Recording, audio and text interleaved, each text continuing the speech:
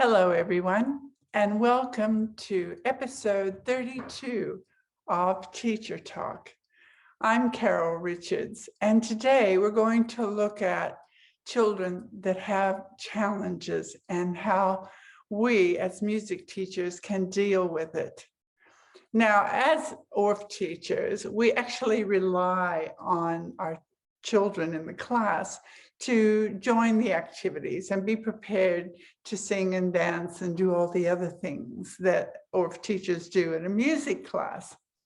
However, occasionally we have a class with one or maybe two children who don't or won't join in the activities, and they may seem anxious or refuse to comply. This situation is a real challenge for teachers because we don't really understand what is the problem and how can we successfully encourage participation. For example, are they being naughty, or is there some other reason why they won't comply? So the first thing as teachers that we always do when something like this happens with a child is we have to identify what is the issue, what is the problem, why won't they comply? Is it something cultural that they're not allowed to do in their culture?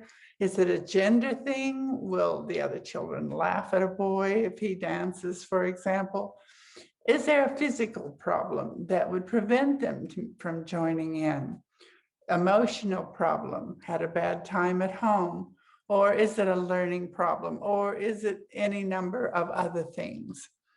Because if we don't discover what the problem is, we don't know how we can organize a way to deal with the problem. Today, we're going to look at one issue, a child with autism. So do you have anyone, or have you ever had anyone in your class that was diagnosed as autistic? Well, today, fortunately, I have two very experienced teachers, Lorna Parker and Diana Humphreys, who've been working for years with children with various disabilities, and they're going to share some of their insights. And by the way, Lorna Parker and Diana Humphreys were the founders of the New South Wales ORF Association. So they are very experienced ORF teachers. So could I ask Lorna and Diane to join me, and I'll hand the video over to them. Hello, my name's Diana. Hello, my name's Lorna. It's lovely to be talking to you lovely people. Now, autism is a condition that affects how a person thinks, feels, and interacts with others and experiences their environment. You know, it's estimated that 1 in 70 people are on the autistic spectrum. Now, difference is not necessarily a negative thing. In fact, it can be very positive. So how can we assist a child who has been diagnosed as being on the autistic spectrum? First of all, we must understand and know what the student can do now.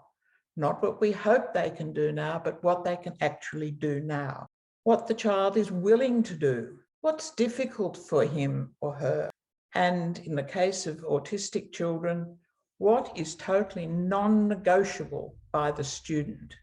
And how he learns is very important for us to know. And we understand that by observing him. And perhaps that's just the way he likes to learn, is by observing what is going on around him. It's good to talk to the other teachers in your school to see how they manage the situation. And the other very valuable resource is the child's parents or carers. And they can often give you a different insight of what the child is like outside the classroom. So now let us introduce you to a student that we'll call Alfie. I'll ask Lorna to present us with Alfie. Well, we'll imagine that Alfie is in year 5. He's been diagnosed on the spectrum. He's displaying a moderate degree of challenge in the classroom. Alfie doesn't make friends easily. He upsets other children. He's sometimes very blunt in his opinions. He seems uncomfortable in the classroom and can often be disruptive. He's obsessed by the music that accompanies cartoons, and he doesn't really have any interest in any other kind of music. He's a Lego enthusiast. He doesn't like physical activities. He's very competent using the computer, and he can read very well for his age and is interested in books. So now we've learned about Alfie, how can we help him to participate in class activities? So what we have to do is often present some acceptable alternatives for him. First of all, build on what the child is happy with.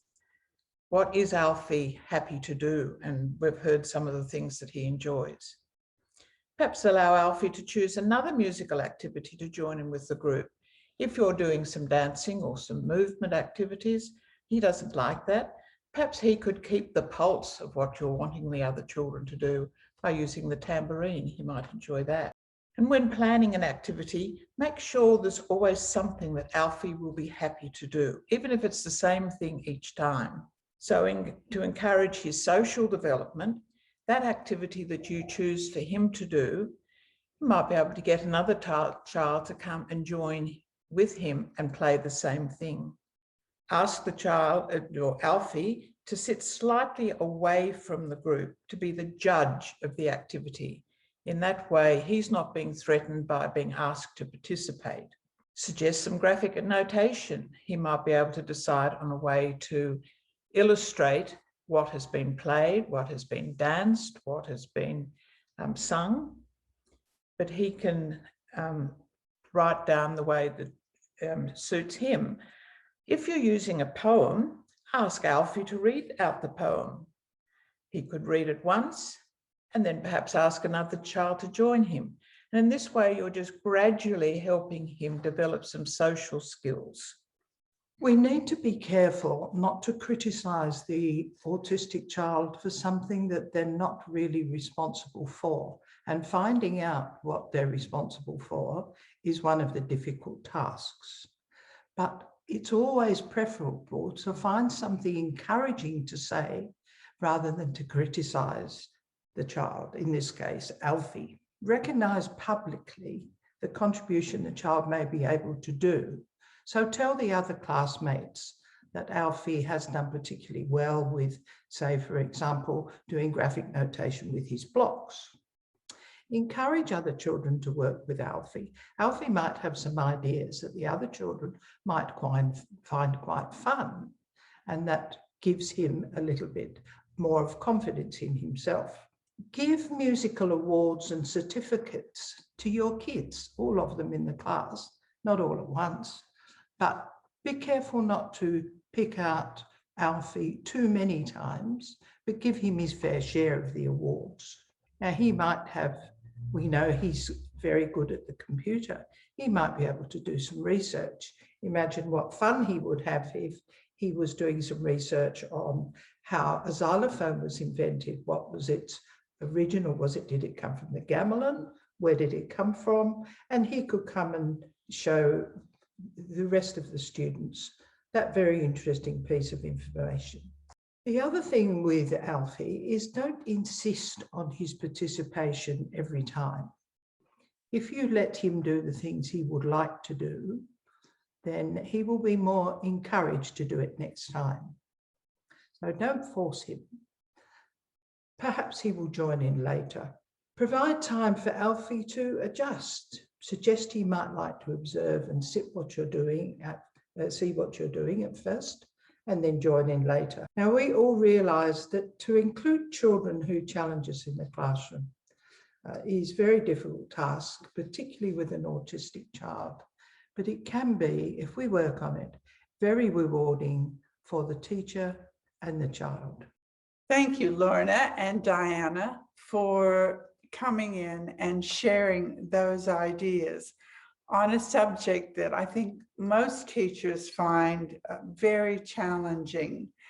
It's wonderful that there are things we can do to help a child become part of a class. And we thank Lorna and Diana for putting us on the right track.